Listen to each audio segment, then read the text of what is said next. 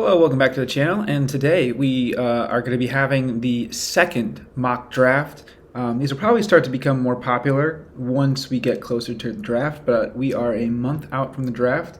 It'll be taking place the last week of April, and obviously a lot going on until then. We got some more free agency signings, but now that we have a lot of the free agency done, I thought it'd be a good time to come back and get another mock draft. A lot has changed since the last time we had a mock draft. I know I think we've had some teams trade up, trade down, but obviously the Panthers, as you can see here, own the first overall pick. And we'll start this draft off right now. And this is going to be what I believe will happen, not what I personally would do, just for the record here. We start off here with C.J. Stroud, quarterback, Ohio State, going to the Panthers. Now, C.J. Stroud is currently the favorite in all the sports books to go number one overall, so this shouldn't really be all that much surprising. It'll likely be the pick. I personally think they're nuts for not going for Bryce Young, but the gap really isn't that big to justify that large of an outrage. The Panthers have been doing a very, very good job of getting a setup for their new face of their franchise and getting them set into a really good situation. They've signed Hayden Hurst, Adam Thielen, Miles Sanders, and they just signed DJ Chark yesterday. These are some really good players that it's good to see they have brought in. In addition to that, they've got the quarterback setup of head coach Frank Reich being a quarterback whisperer, Andy Dalton, good backup quarterback, real good teammate, and a former backup and now new coach of quarterbacks, Josh McCown. So that's a really good thing for him to be coming into. CJ will have a great situation in a really weak division, so we'll see if they can do what the Jags did and go from first overall pick back into the fold. Obviously, they didn't own the first overall pick. They had to move up and give up a ton to get there, but they've really done a good job of getting some guys, and they're in they're believed to be in the sweepstakes for Mr. Nuke Hopkins, so we could maybe see that happen as well.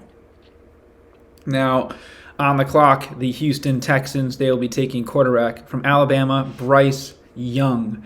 The Texans were mocked for their winning their final game of the season versus the Colts and losing out on potentially a generational talent in Bryce Young. Well, guess what?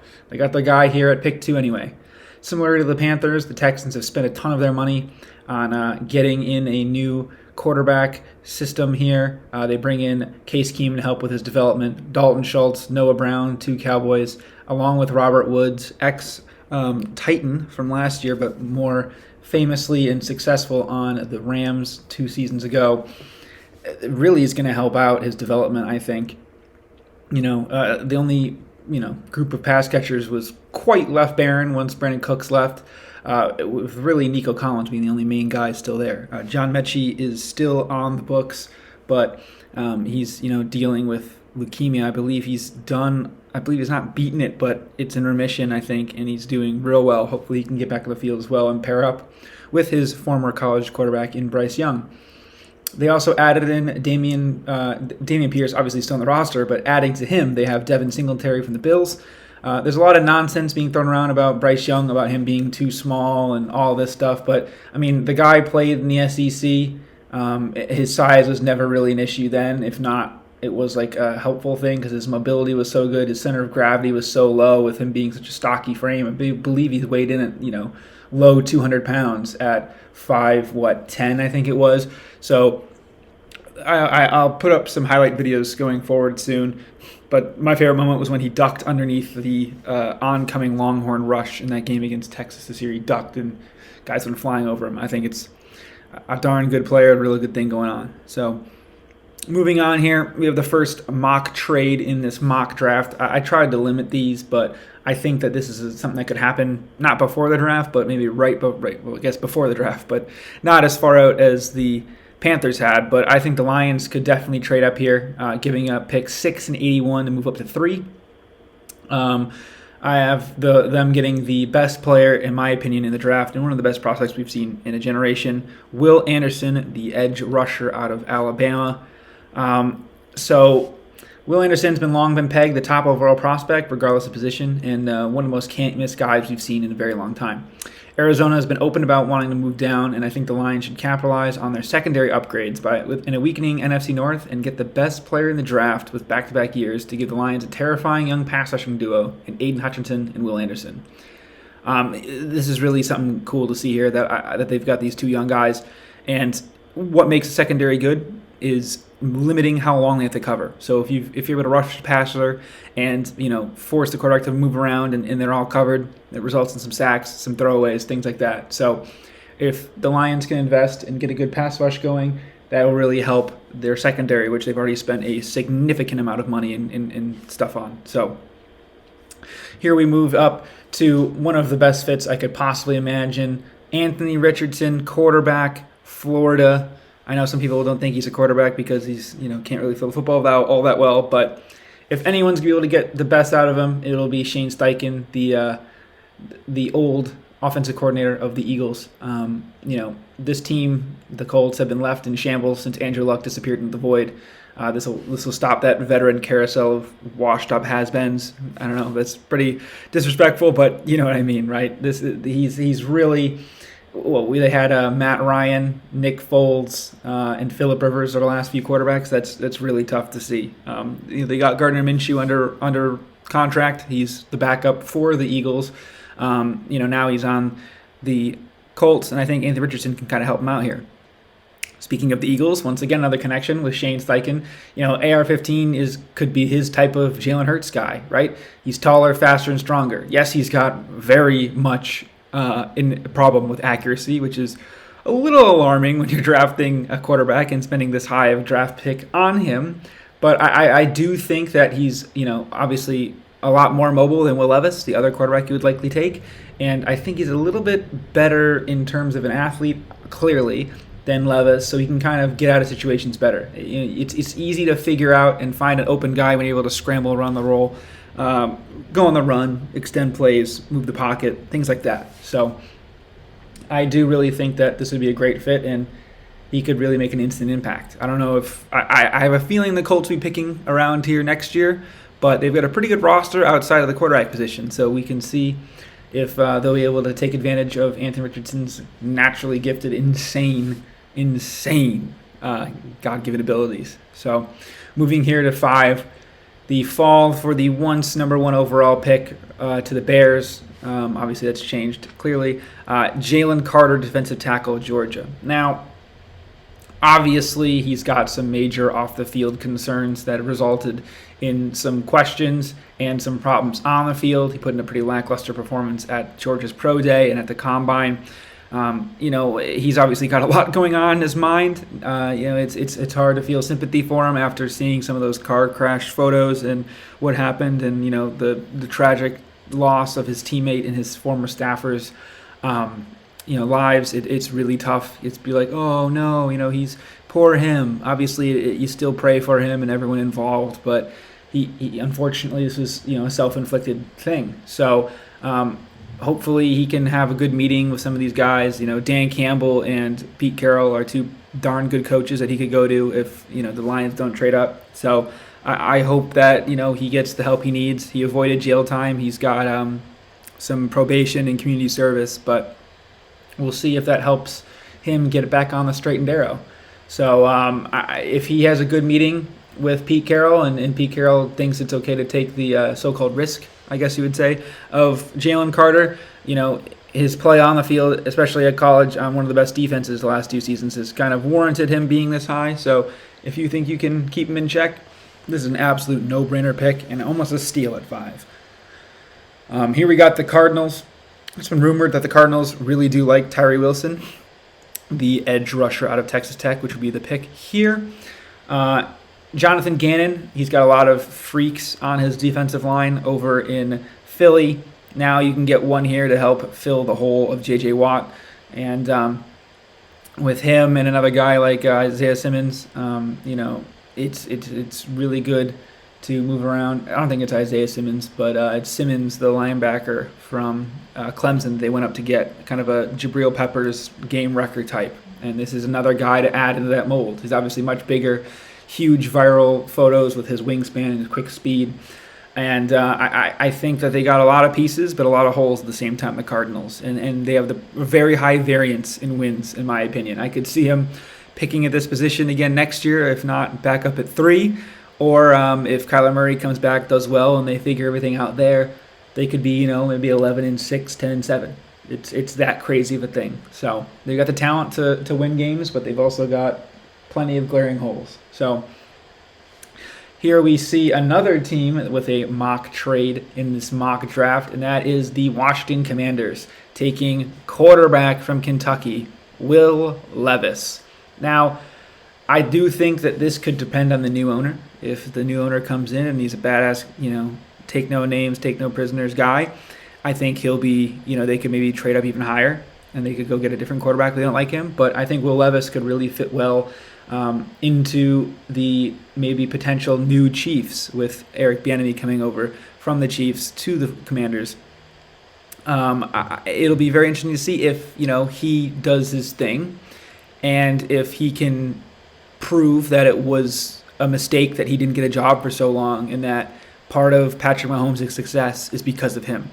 And I think that they could do that. Bringing in a quarterback like Will Levis will really help with that. I mean, they have Jacoby Brissett and Sam Howell on the roster, but are those really the guys going forward? Or do we really think Sam Howell's the guy? Obviously, great college quarterback, but I really don't know if you can realistically be like, hey, we're going with Sam Howell in a place that's already got a bad stadium and having issues selling tickets. You're really going to walk out Sam Howell there. Bring in Will Levis, you get a guy from Kentucky, sneaky close to over there, you figure it out. He's a New England guy, so that could kind of help and make things work. So they've added to this their relatively poor offensive line, getting some more guard depth and tackle depth in free agency, and it'll be interesting to see how they do in sneakily, if not definitely, with the hardest division in football, the NFC East. So good luck to the commies out there.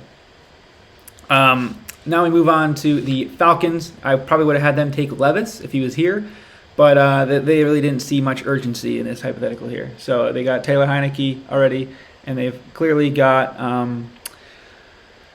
what's his name? Desmond Ridder. So they don't really, I think, need a quarterback that bad, but kind of a similar situation to the Commanders. Like, those really your guys. But they've had one of the worst divisions in football last year, obviously the NFC South. They were a really good team against the spread starting off the year. They kind of faded down the stretch. But they had a really surprising signing of Jesse Bates. I was surprised they didn't spend all that money instead of Heineke and Bates by going with Lamar Jackson, but I have him going somewhere else in this video. Little tease there. And you look here at this position, and it's like, all right, let's get the best guy we can to help our outer secondary with Bates. You might think it's Witherspoon based on this screen here, but I'm going with Christian Gonzalez, the track star, bigger, stronger, faster, taller guy out of Oregon. And that's kind of all I got to talk here. Again, really surprised they didn't go after Lamar, but then again, I'm just a kid talking on the internet, so who knows. Here we have the Bears, their first pick of a haul of picks and player in DJ Moore.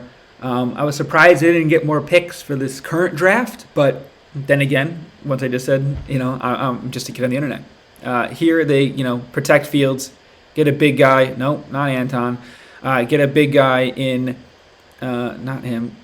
Can we close, please? We will get Paris Johnson Jr., his teammate from college. Really kind of a no-brainer. Big guy, help him out.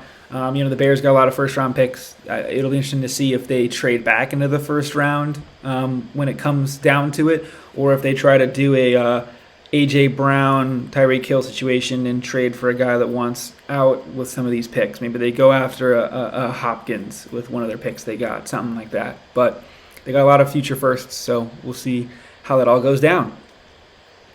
Eagles, they got this pick from the 2022 draft night trades from the Saints that they traded to get two later first-round picks and then went all the way up to get Chris Olave, resulting in the Eagles getting their first-round pick the following season being now, and boy, did it pay off. It looked like it was going to be way higher than it was for a while, but after a win or two from the Saints, including beating the Eagles. They now only pick at 10. But that's all you need to take Peter Skoronski here. Shorter arms, which is kind of a bit of an issue with offensive tackles. Big analytics guys out there, I guess, like the length of the arms to be a bit bigger than they are. But he's able to play guard as well, which is one of their needs here. They assigned Lane Johnson to a 1-year, $30 million deal. That line's getting old, so why not replenish it with one of the better guys in the draft? I think one of the most versatile guys for sure. And we've seen with like the Bengals and stuff in the playoffs that versatility among the offensive line is really good. He can play 4 or 5 positions in the offensive line, both sides of tackle and both sides of guard. So it really, really makes sense here.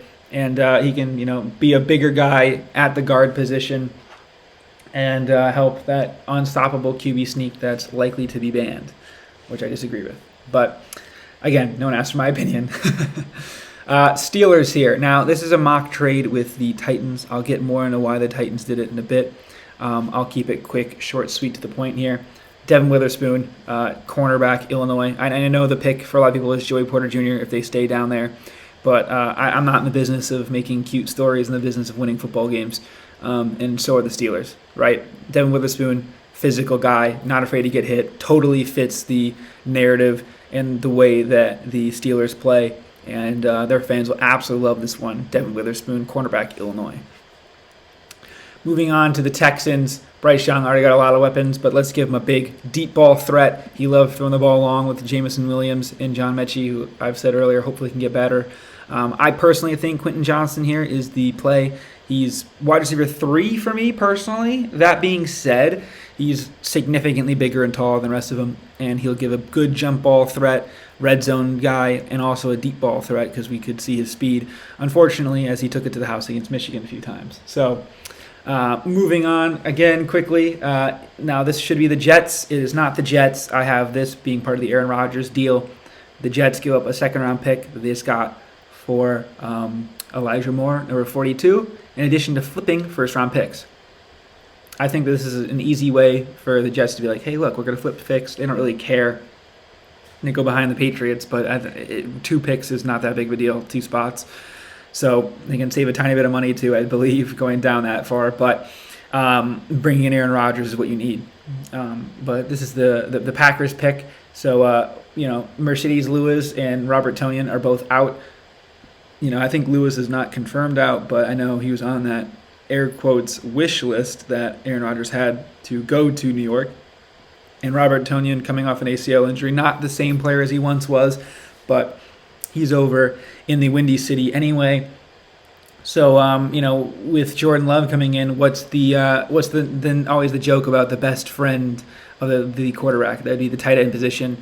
Michael Mayer, the best tight end in this draft, in my opinion. Not by a wide margin, but by a wide enough that he goes here.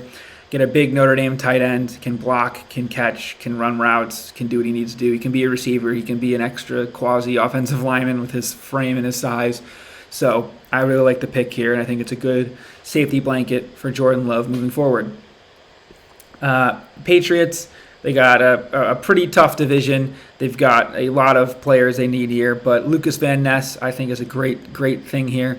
Give one of the best defensive minds in football, Belichick, one of the best coaches, developmental guys, an absolute freak in Lucas Van Ness. Didn't play much at Iowa. If you're a guy like me that studies the Big Ten, you might even have seen that he slid past your eye. He did for me. I was like, who is this guy? I don't even know what you mean. An Iowa guy is going high. What is it? The tight ends? No, it is not. Lucas Van Ness, younger guy, bigger frame, do what he needed to do, and absolutely mold him into a weapon on that defensive front for the Patriots, who have a lot of guys come out of nowhere. Like Josh Uche has gotten really good.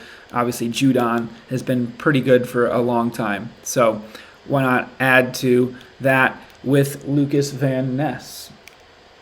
Now, the Jets move down 2 spots, and they get who they would have gotten anyway. They get Broderick Jones, offensive tackle, Georgia. Big guy, big Georgia guy. Let's address that tackle need. Let's get a big Georgia boy in there, and let's keep Aaron Rodgers upright and win the division for the first time in God knows how long.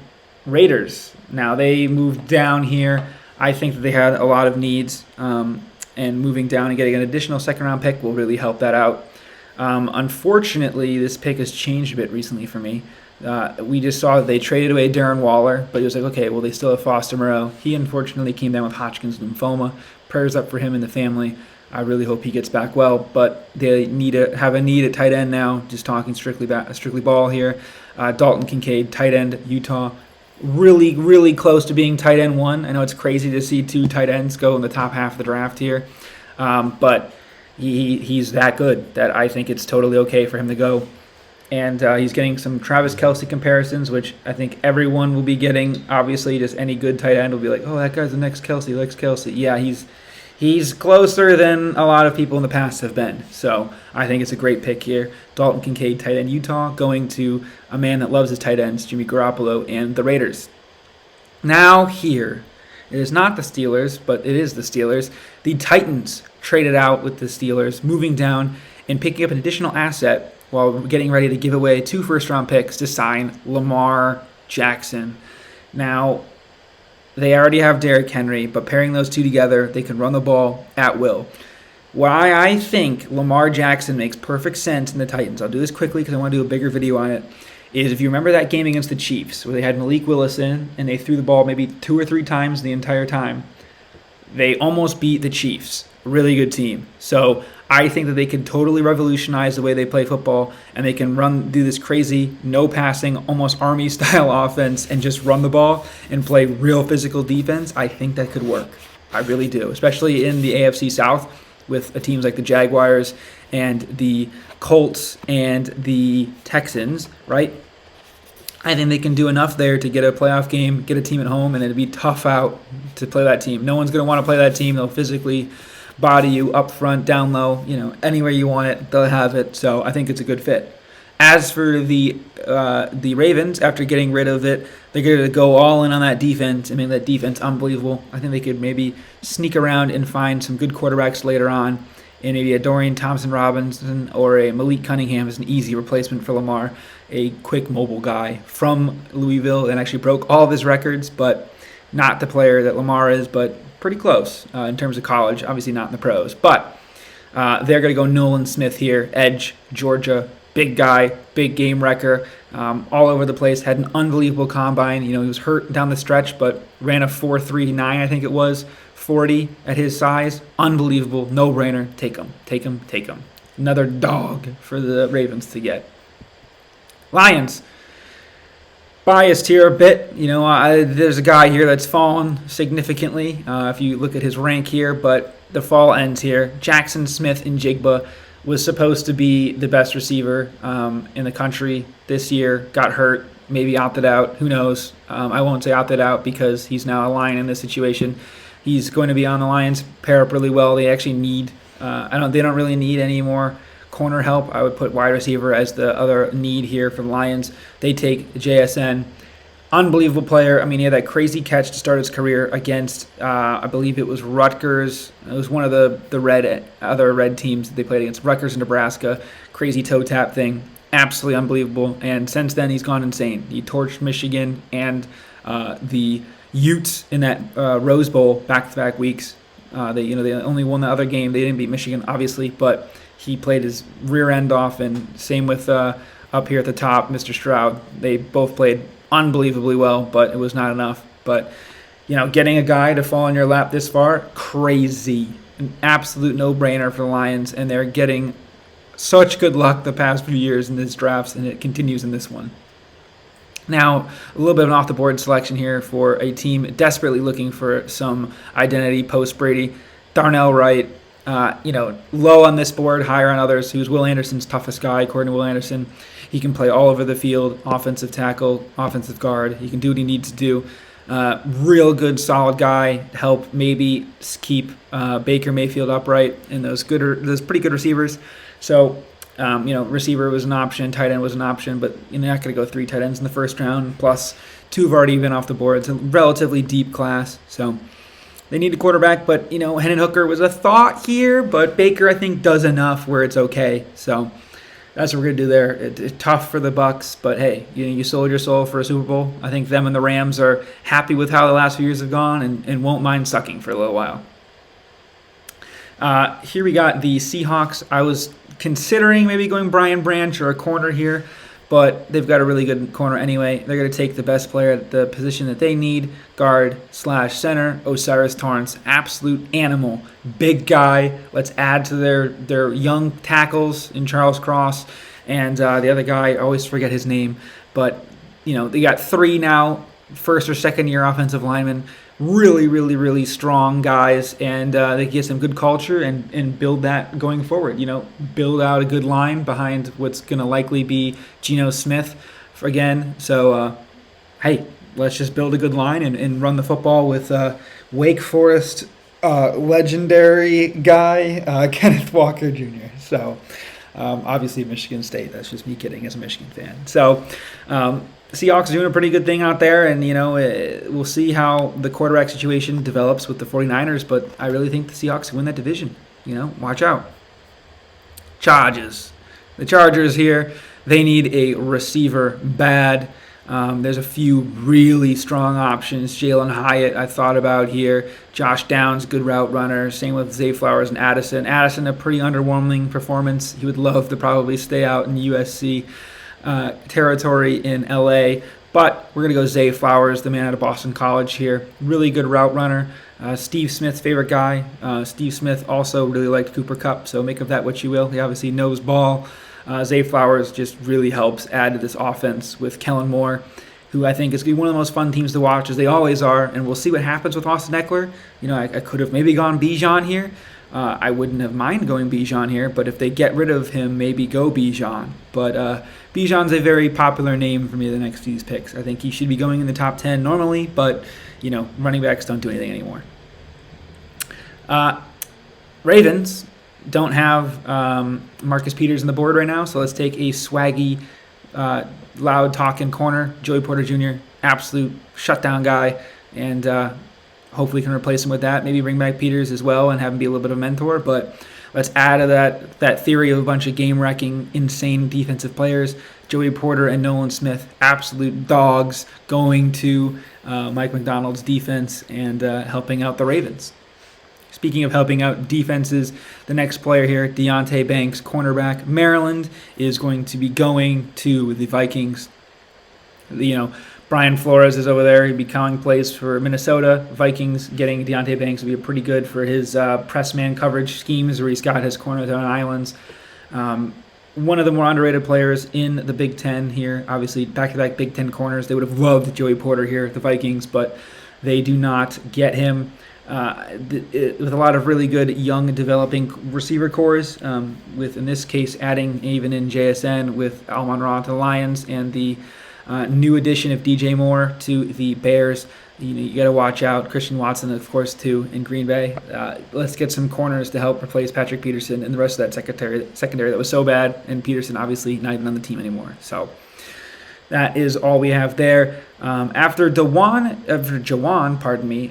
left for the Chiefs, adding in Anton Harrison will be an easy pick here for the Jags. Tackle from Oklahoma, Mr. Anton Harrison. Big 6'5", 315-pound guy that'll help keep upright. Mr. Trevor Lawrence in what was one of the surprising teams of last season. Obviously picked number 1 last year, and you picked 24 the year after with no trades, right? You just played that well and won a playoff game. Hats off to the organization over there. Urban Meyer tried his best to ruin that team, but to no avail. So shout out the Jags and Shad Khan. Who else is over there? Obviously Doug Peterson. So those guys are absolutely buzzing. Speaking of another team that's absolutely buzzing, the Giants. Brian Daboll just traded for Darren Waller, tagged Saquon, signed Danny Dimes, bringing on the whole gang back. Let's add the Blitnikoff Award winner. No, not Hyatt. The one from 2 years ago, Jordan Addison over at Pitt, then transferred to USC and dealt with some injuries, but was a darn good receiver. I think those injuries maybe have slowed him down a bit, but he's still a very, very, very good player. And I believe my good friends, Weldon and Bama and the rest of my Giants friends are going to absolutely love this pick. So Jordan Addison, wide receiver, USC, going to the Giants. Starting to finish up here, we've got only a few more picks left, 6 in total. I really thought Bijan Robinson would be a good pick here. But with the Cowboys signing Tony Pollard to a long-term deal, I will pass, even though it's a deep running back class. Maybe Devin Achane goes. I know he would love to have the big Texas running back stay in Texas with Bijan, but Pollard is too good to pass up and not pay. It's a really deep class, so I think the Cowboys could look maybe round 2 or 3 to get a guy like maybe Jahmyr Gibbs, Zach Charbonnet, Devin Achane, someone like that. But here they add Kalijah Cansey to that insane defensive front, an undersized Pitt defensive tackle that works hard. That would never work in the league. Obviously, a joke there with talking about Aaron Donald. So if you can get even him to be half as good as Aaron Donald in that defensive front, good luck to the rest of the NFC East. Now, moving on to another team that could be going for the Bijan sweepstakes, the Bills. They just signed Damian Harris, so they might also opt to round 2, because if you look at these running backs, I'll just do it real quick. These guys are some darn good players. Tank Bigsby, Keandre Miller, Tajai Spears, Dwayne McBride, adding on to the top 4 I was talking about. Really good guys. And you look even later down, Sean Tucker, great running back. Deuce Vaughn, great running back. Chase Brown, and even sneaky all the way down, Muhammad Ibrahim, great pick. So if I ended up doing some 7-round mock drafts, maybe I can talk about those guys some more. But here we go with the Bills. They will be taking Brian Branch, safety / defensive back out of Bama. Jordan Poyer is obviously getting up there in age. Just re-signed him. They thought they were going to lose him, but they re-signed him. Damar Hamlin clearly won't be playing for a long time, but apparently doing very well, which is awesome. So why not add the best safety on the board? And one of my favorite guys in the draft. He can play all over the field. He's an absolute ball hawk. Was the quarterback of the defense last year.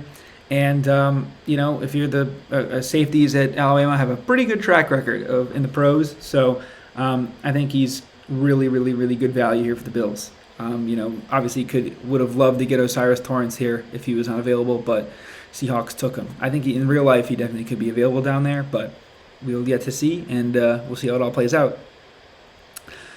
Brian Bryce, I think it's Bryce, is the pick here for the Bengals. Speaking of the Tigers, he will be here with them. He is a big 6'5", 300-pound player. He will be getting drafted here if this will cooperate with me. I was thinking again of Bijan, clearly. I'm going to say it 100 times, but with Joe Mixon's off-the-field issues, maybe do it here and see what's going on. But we will not be doing that here. The Chiefs want to get up. I wonder who the Chiefs would want to get in this situation. Maybe Miles Murphy in this hypothetical situation. But we're moving on to the Saints. They're taking a guy that's not on this board right now. What does Derek Carr love to do? Throw the ball deep. Who's the best deep ball receiver in this draft? Jalen Hyatt, and it's not close. The Blitnikoff Award winner from 2023. Loves big plays, deep balls. With his crazy 40 time and his speed, he'll take the top off the defense, and we'll see a lot of those super deep throws to him from Derek Carr. I think this fit could not be better, and I initially had the Saints taking Hendon Hooker as well, but Jalen Hyatt is the pick here instead. Eagles, great pick here. They will be finally stopping the fall of Bijan Robinson. They obviously could have taken him far sooner, but I believe that, even at 10, but getting him here at 30, they could, again, go Charbonnet, go some of these other guys. But with Bijan falling into their lap here, I think it's a no-brainer. So they'll be taking him as well. You get a 5th year with him going in the first round, and he's a real good pass catcher in addition to runner. Saquon Barkley is the easy comparison, and it really does fit. I mean, this guy runs angry, but is also a finesse guy when needed. He can get you the 3rd and shorts. He can bounce it outside and take it to the house. He can catch balls. He can line up in the slot. He can line up on the side like a receiver. One of the best guys I've seen in a long time come out, and it's just tough to see that he goes this late in the draft purely because his position is so devalued in today's NFL. But he might be one of those guys that helps flip it around. Finally, the last pick here, Kansas City Chiefs. They'll be taking Mozzie Smith, defensive lineman and tackle from Michigan. After likely losing one Michigan man in Frank Clark, the Chiefs add another one back with Mozzie Smith. Absolute weapon on and off the field. That's a nice little pun and joke for you guys. Mozzie put up the most bench press reps and will make a great pairing with Chris Jones up front. If the Chiefs decide to not re-sign him, he could definitely replace him. But moving on to this, guys, here. This will end up the end of the draft here. We have Bryce Young, CJ Stroud going 1-2 in reverse order there. Will Anderson, a nice little trade up, and a lot of other things going on. So let me know what you think down below if you like this, if you've got anything going on. I potentially might be bringing on some of my friends to do a mock draft soon, get a big Zoom call with a bunch of different New England, East Coast type guys that really like their teams, and get some perspective on some other guys, because it's just me here sitting in my room talking to a microphone and clicking buttons on the screen. So it'd be nice to get some other input and see what's going on, because I could say here and convince and get you guys all to take Will Levis #1 if I tried hard enough, maybe. But we're just having some good fun here. Excited that we're almost in draft season full on. A lot of misinformation on the internet. Be careful, because it's draft season. But thank you guys so much for watching. This will be the end of the video. I think I'll be getting some more going on soon. But yeah, this is all I got. Thank you for watching. Please like, subscribe, share with your friends. And a lot of headlines and highlights should be coming out soon. I'll be starting to chop some of those videos up, and we'll see how that all goes. So thank you all for watching. See you later. Peace.